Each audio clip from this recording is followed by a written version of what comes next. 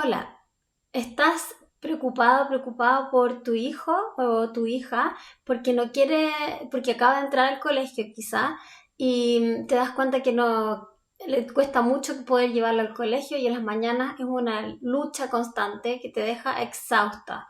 De vuelta al colegio quizás de que vayas a dejar, te tiras al sillón y realmente no te puedes parar y tienes que quedarte ahí descansando por un buen rato. O puede ser que a lo mejor estás aquí porque tu hijo o tu hija no hace lo que le pides y tú pensabas que eso eran todos los niños y niñas eran iguales, ¿cierto? Pero le cuesta mucho lavarse las manos o hacer cualquier tipo de hábito de limpieza, de higiene, puede que la comida, a lo mejor ciertos tipos de comida le produzcan una reacción de asco o de rechazo muy intensa. Puede que ya tenga tu hijo o tu hija un diagnóstico de autismo o de déficit atencional, o puede que quizás estés sospechando, porque alguien en el colegio, la profesora o profesor, te pudo haber dicho quizás que algo no estaba tan bien, quizás no está prestando mucho atención en el colegio, o quizás ahí tiene, por ejemplo, pataletas o momentos en que se regula en el colegio, en la escuela intensamente y los profesores y las profesoras no saben bien qué hacer, ¿ya? Si estás así y estás en ese momento de sentirte abrumada o abrumado, llegaste al lugar correcto. Soy Rocío Veloso, soy psicóloga y mamá neurodivergente con un cerebro con déficit atencional. Y hoy día voy a hablar un poquito de las necesidades que tu hijo o tu hija neurodivergente puede estar ahora manifestando y los rasgos de esa neurodivergencia y cómo, y hacerte la pregunta de cómo a lo mejor esos rasgos de esa neurodivergencia te pueden quizás empezar a dar luces de tu propia neurodivergencia. Quizás nunca te has preguntado la posibilidad de que tú misma seas o no puedas ser neurodivergente, ¿ya? Y eso está bien. A mí me costó varios años y a mí, de hecho, la primera vez que yo realmente pensé que podía tener y ser neurodivergente, tener déficit atencional, fue después que mi hijo nació. Fue alrededor de 6 años atrás, 6 años atrás, en un momento de mucho cansancio después de haber hecho un posgrado en el extranjero. Estaba viviendo en Inglaterra. Al volver a Chile, soy chilena, y mi hijo tenía como 8 meses. Y ese momento recuerdo entre buscar trabajo, entre estar tratando de ser mamá y hacerlo todo, colapsé. Y no fue un colapso como siempre, no fueron de esos colapsos que uno le da un ratito el colapso y después se pasa. Esto era una sensación de esto me ha pasado muchas veces, demasiadas veces, y me ha pasado toda la vida. Fue el sentimiento de que no puede ser que la vida sea tan difícil para todas las personas, ¿ya? Ni que ser mamá sea tan difícil como era para mí en ese momento, para todas las personas. Me hice esa pregunta, ¿ya? A mi hermano lo diagnosticaron con déficit atencional y él también me hizo como la sugerencia de ir a ver si es que ir a ver un neurólogo, ya que me diagnosticó. Entonces, bueno, yo estudié psicología y estudié todos los rasgos del déficit atencional, por supuesto, el autismo, las dificultades de aprendizaje, la dislexia, todo eso. Pero se presenta la neurodivergencia bien diferente cuando somos personas adultas, ¿ya? Puede que quizás nunca te hayas planteado la posibilidad de que tú puedas ser neurodivergente, ¿ya?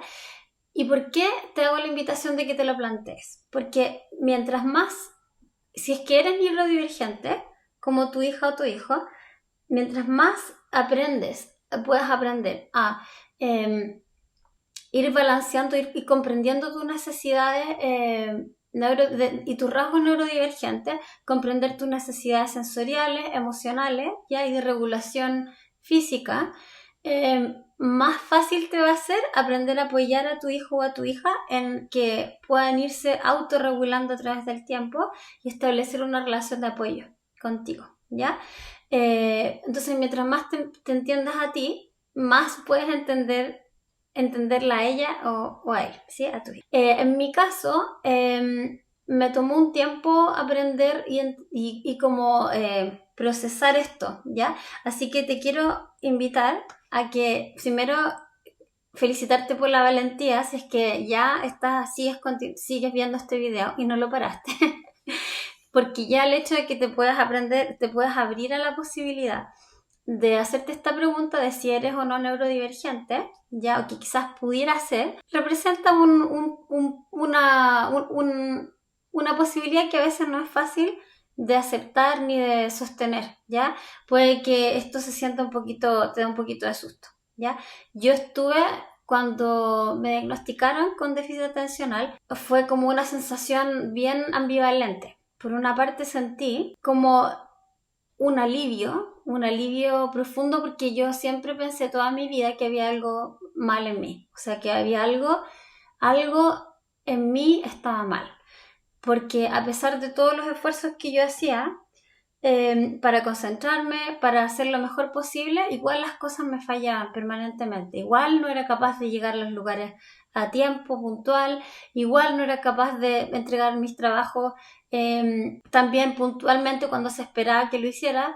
Igual me pasaba que a veces hacía las cosas muy bien, mi desempeño muy muy bueno, y otras veces pésimo, porque simplemente a veces no podía concentrarme suficiente para terminar el trabajo que quería hacer, ¿ya? Entonces me generó una sensación de alivio, fue como, oh, no estoy cagada en la cabeza, como decimos en Chile, no estoy, no sé, es como, entiendo por fin qué era.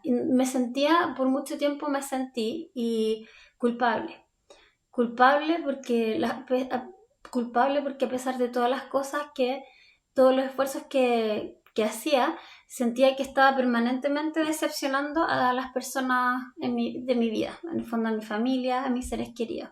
Nunca podía lograr lo que ellos esperaban de mí, nunca. Y por lo tanto, siempre me sentí con una sensación de vergüenza y de culpa. Entonces, cuando me diagnosticaron con TDA, fue un alivio, y al mismo tiempo entré en un duelo, en un proceso de pena, porque fue como, wow, a mí me diagnosticaron solamente hace 6 años, o sea, ya cuando estaba en la mitad de mis 30 años. Dije, si me hubieran diagnosticado y esto lo hubiera sabido cuando yo estaba al principio quizás en mis 20 años, si esto lo hubiera sabido 10 años antes, cómo mi vida hubiera sido distinta, cómo hubiera quizás no sido tan dura conmigo misma, quizás hubiera podido perdonarme más, hubiera podido buscar apoyo, ¿ya? Y hubiera dejado de sentir que había algo mal en mí. Bueno, entonces por eso te quiero decir que si estás en este proceso, que el primer paso es plantearte esta pregunta, felicitaciones, y al mismo tiempo decirte que en la posibilidad de que te estás planteando, y la claridad de saber qué es lo que funciona para ti, si eres neurodivergente, qué cosas funcionan para ti, qué cosas no, y por qué funcionan y por qué a veces no funcionan, te va a abrir un mundo de posibilidades respecto a tu calidad de vida, aprender a regular tus emociones, a regular y entender tus necesidades sensoriales,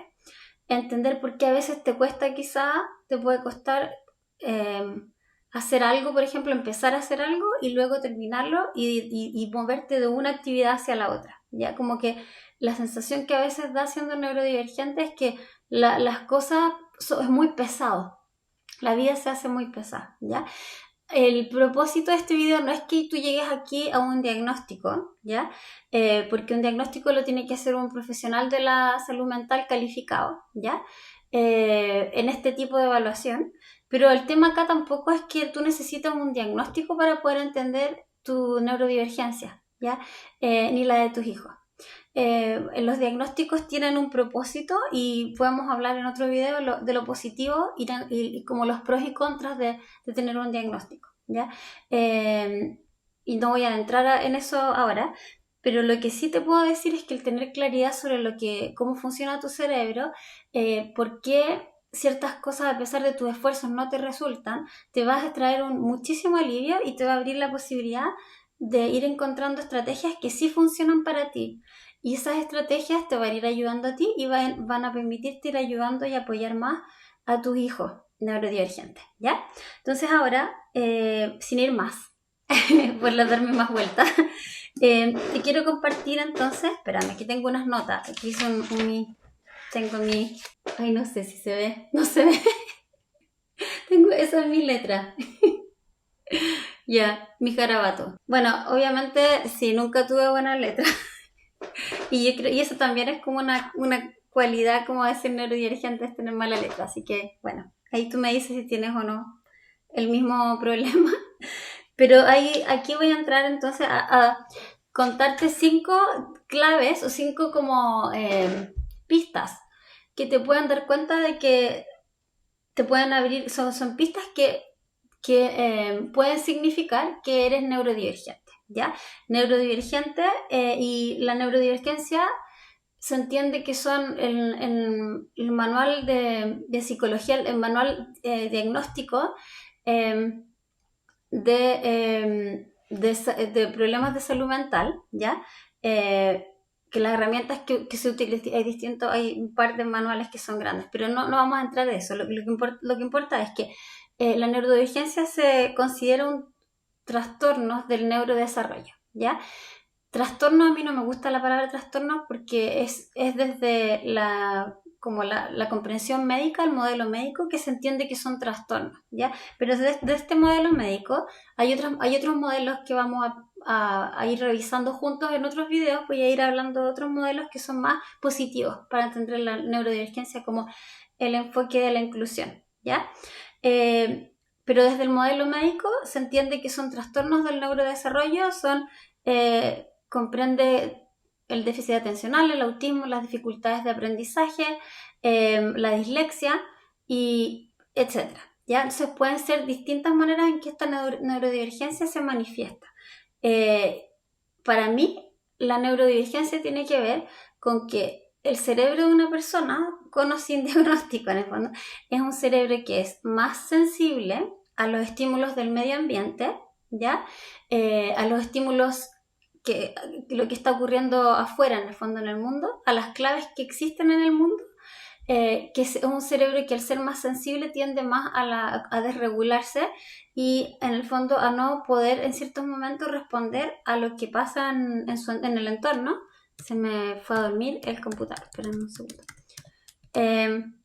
Como si es más fácil para las personas con cerebros neurotípicos, ¿ya? Entonces, la neurodivergencia tiene que ver como, a mí me gusta pensarlo como un continuo. Si tú piensas como el cómo son los rasgos, las características cerebrales y neurológicas de una persona pueden ir de un contexto en el que tú digas, acá está como en un extremo está como la persona que tiene un cerebro como neurotípico, ¿sí? Que es como el ideal, ¿no? Que entre paréntesis no existe tan así. Y en el otro extremo uno puede pensar que está la neurodivergencia, ¿ya? La verdad es que todas las personas nos encontramos en un cierto punto de ese continuo, ¿ya? Algunos un poquito más cerca de ser como neurotípico y el otro un poquitito más... ¿qué pasó? Algo pasó con mi pantalla. Y el otro un poquito más cerca, en el continuo del otro extremo hacia la neurodivergencia, ¿ya? Entonces, el diagnóstico en sí no es lo que es relevante. Más allá del diagnóstico es que tú aprendas a comprender en el fondo que esto no es un blanco y negro. Estamos todos como en cierto nivel y en ciertos rasgos neurológicos, y de cómo nuestro cerebro está cableado en el fondo nos pone con ciertos rasgos, ciertas características de nuestro cerebro, nos hacen comportarnos y ser más sensibles a los estímulos del medio ambiente, a lo que está pasando a tu alrededor, y nos hace comportarnos y reaccionar de una cierta manera, ¿ya? Entonces, eso es como una idea que quiero plantear mientras tanto, y voy en otro video a ahondar más sobre eso. Entonces, esa es como la intro. Las 5 claves que te pueden dar esta pista de si tú eres neurodivergente o no. La primera es que tengas hijos neurodivergentes, ¿ya? Si tienes hijos, uno de tus hijos tiene algún diagnóstico relacionado con, como te decía, con esta etiqueta de los trastornos del neurodesarrollo, que en otro video vamos a cuestionar y vamos a ver vamos a ser los abogados del diablo respecto a esa noción, ¿ya? No quiero entrar en eso, pero a mí no me gusta la etiqueta del trastorno, por si acaso. y no lo veo así. Pero estoy simplemente describiendo cómo en los manuales de psicodiagnóstico se entiende la neurodivergencia, ¿ya? Bueno, entonces si tienes un hijo o una hija que tiene un diagnóstico ya relacionado con la neurodivergencia, es muy probable que tú o su papá o su mamá sea neurodivergente, ¿ya? Si tú, una persona neurodivergente, tiene entre 1/3 y un 50% de probabilidades, de chance, de tener un hijo neurodivergente. O sea, la neurodivergencia es altamente hereditable, ¿ya? Entonces, esa es la primera pista. Que tengas un hijo o un familiar directo que sea neurodivergente. No solo tu hijo, puede ser un hermano, puede ser tu papá o tu mamá, ¿ya? También. La segunda es que si es que aquí es como que eches memoria a cómo eras tú como niña, ¿ya?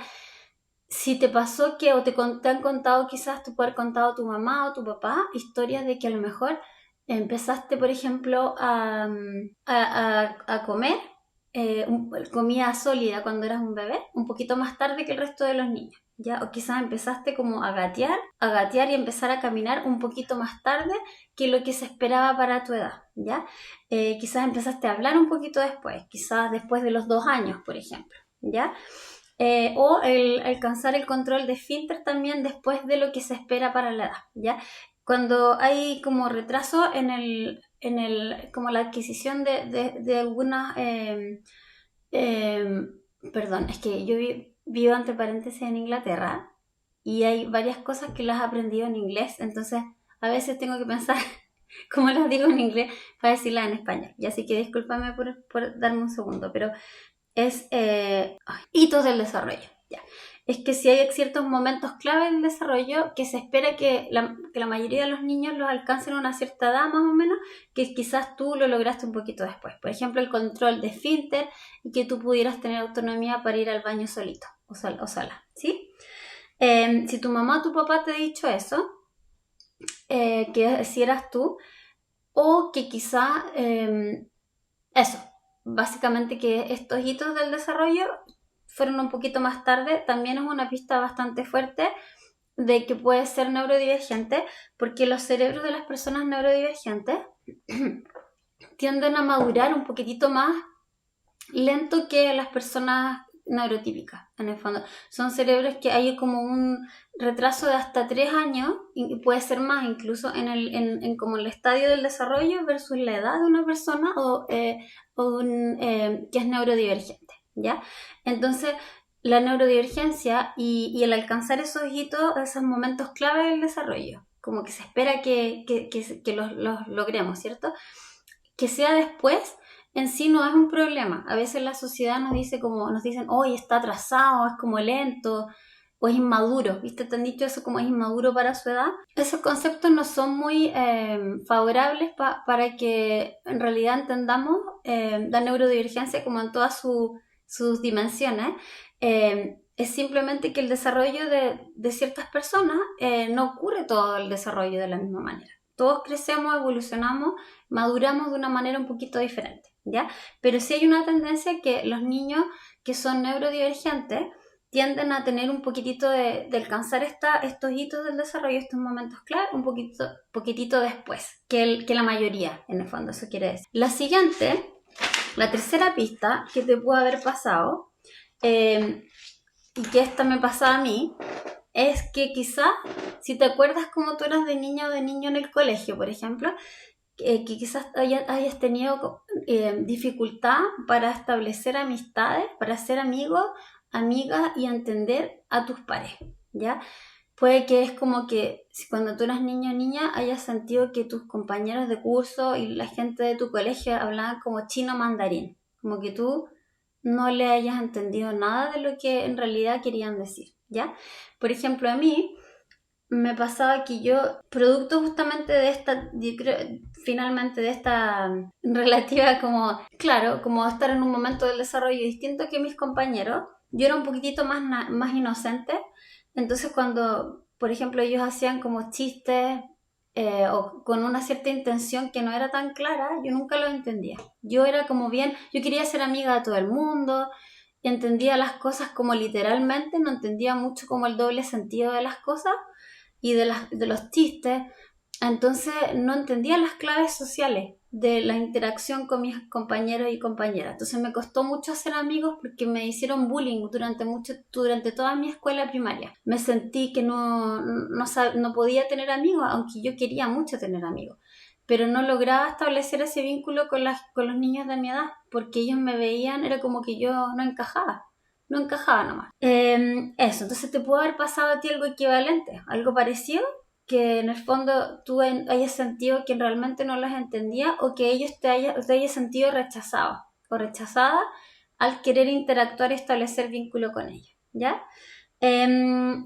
La cuarta pista que te puede haber pasado que es relacionado con esto es que producto de que tú te hayas sentido de que, claro, de que no entendían las claves, cómo se comunicaban, cómo hablaban tus pares y qué les interesaba, etcétera. No eran las cosas que te interesaban a ti. Y que esto se haya arrastrado a través de tu vida, hasta ahora quizás, que hayas empezado como a enmascarar tu verdadero ser, ¿ya? Lo que realmente sentías por dentro. Por ejemplo, si tú estabas en un grupo y te costaba entender los chistes de ese grupo, lo que a veces muchas personas neurodivergentes empiezan a hacer es como empiezan a enmascarar y hacer como copiar la reacción de los demás. Por ejemplo, si alguien cuenta un chiste y tú no lo entiendes, no entendiste porque no entendiste qué era lo gracioso, es como tú te das cuenta que los demás se reían y para que te incluyeran entonces te reías tú.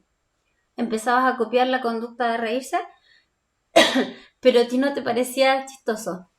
No era divertido para ti, pero igual te reías, ¿sí?